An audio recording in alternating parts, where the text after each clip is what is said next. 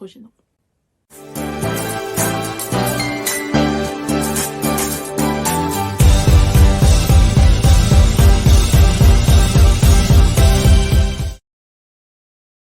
Bienvenue sur ma chaîne, j'espère que vous allez bien. Dans cette vidéo, je vais vous raconter ma première fois au motel en Corée du Sud.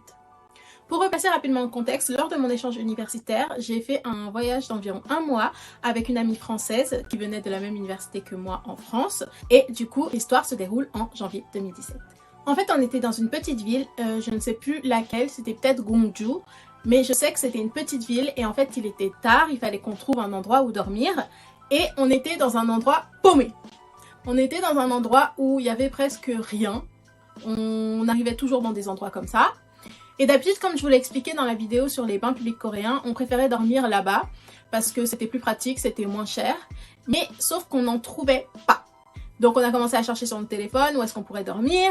Et la seule solution qu'on avait à cet endroit et à cette heure précise, c'était le motel. La nuit coûtait à peu près 30 000 won, ce qui fait environ 23 €. Du coup, c'était un peu plus cher que d'habitude, mais ça rentrait dans notre budget. Et puis, on n'avait pas d'autre solution. On arrive au motel et on se dirige à l'accueil. Et à l'accueil, il y avait une Adjuma. Et l'Adjuma, elle nous a regardé trop bizarrement.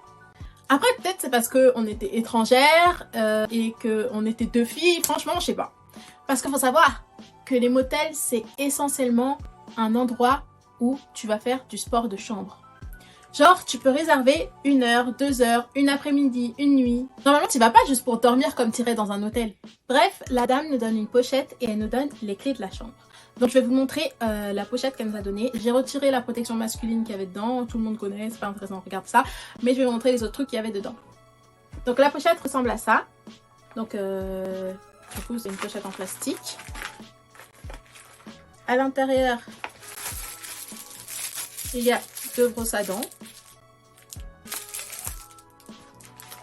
Un vanity set, donc il y a un élastique, des cotons-tiges et un coton. Il y a un rasoir. Et il y a un nettoyant intime pour les femmes.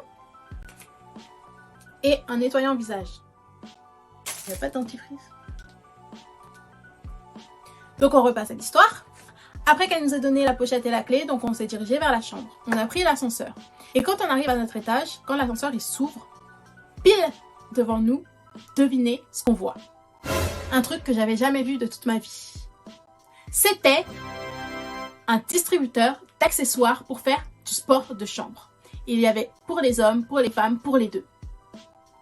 Et c'est drôle parce que le nom du distributeur c'était Doumi Pyeonijom. Ce qui veut dire en français, la supérette d'objets pour aider. Aider, vous savez à faire quoi. Et du coup, je mettrai la photo juste après. Donc, après avoir analysé le distributeur de l'aide, on s'est dirigé vers la chambre. Quand on est entré dans la chambre, comme c'était la première fois qu'on allait dans un motel, et ben on a commencé à prendre des photos, des vidéos, à analyser la chambre. Et la dame de l'accueil, elle est venue toquer au moins 3 fois à notre porte. Pour vérifier des trucs, pour replacer la clé. Franchement, c'était trop bizarre. Je vais vous mettre juste après la vidéo que j'avais prise. Encore une énième nouvelle expérience. La première nuit au motel. On arrive, on nous donne une petite pochette, comme Julie le montre. On l'a pas encore ouverte, mais on a déjà vu qu'il y avait un préservatif masculin dedans. Enfin bref, après t'as la salle de bain.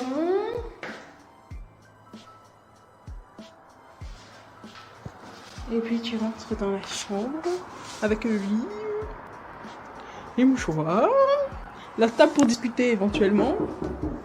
Et il faut vraiment...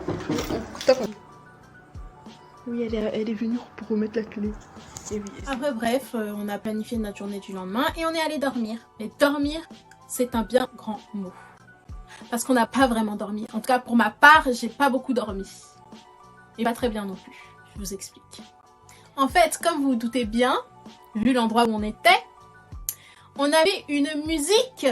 Vraiment. Nos voisins étaient très bruyants. Ils faisaient vraiment du sport très ardemment.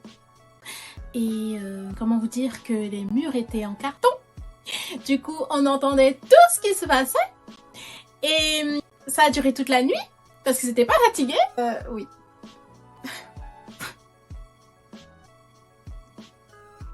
Franchement, je sais pas à quel moment je me suis endormie, mais je sais que j'ai pas beaucoup dormi.